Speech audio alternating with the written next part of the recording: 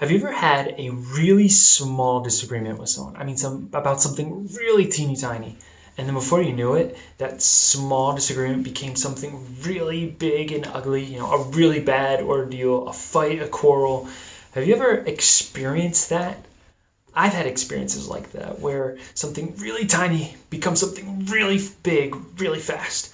I think back, especially when I was a teenager, when I was a kid with my siblings. We were always doing this, whether it was with arguing about whose turn it was to wash the dishes, or about who left the light on in the hallway, or whose turn it was to take the dog out to go to the bathroom. I mean, we would fight over things that if we just did it, we would be done with it.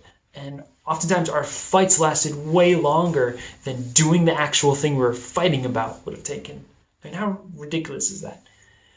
But that's oftentimes how fights and arguments and quarrels start. They start as little disputes, little disagreements, and before we know it, these little things become really big things.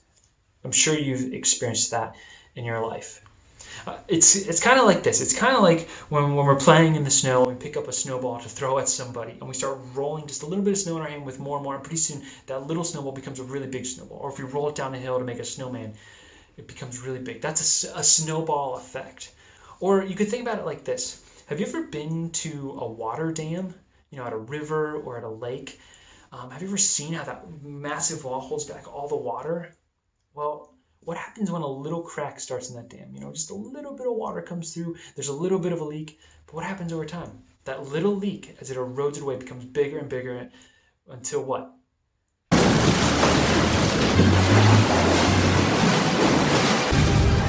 Yeah, a massive flood begins as the dam breaks.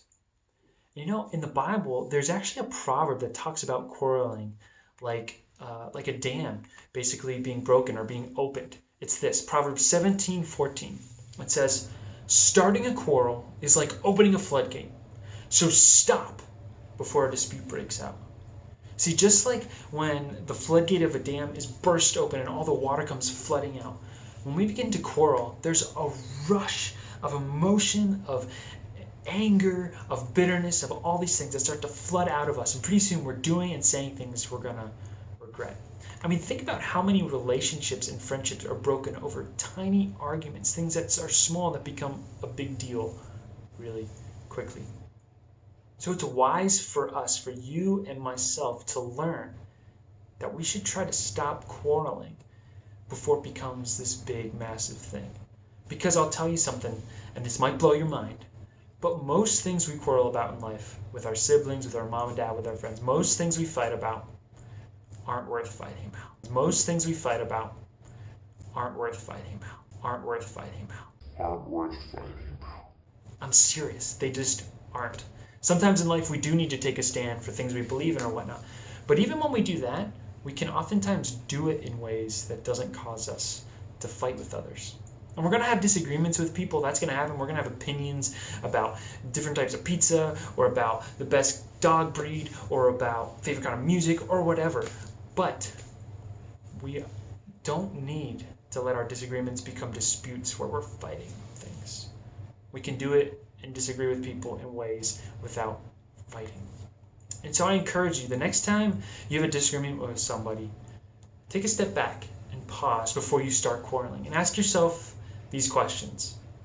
Is it really worth fighting over this? Will I say or do something I will regret later? Is this something that's going to please Jesus? I'd encourage you, especially during this time as you're at home with mom, dad, siblings, as you get back together with friends, don't make these times harder with needless fighting and quarreling. Remember Proverbs 17:14, what it says. It says, starting a quarrel is like opening a floodgate. So stop before a dispute breaks out. And that's food for thought.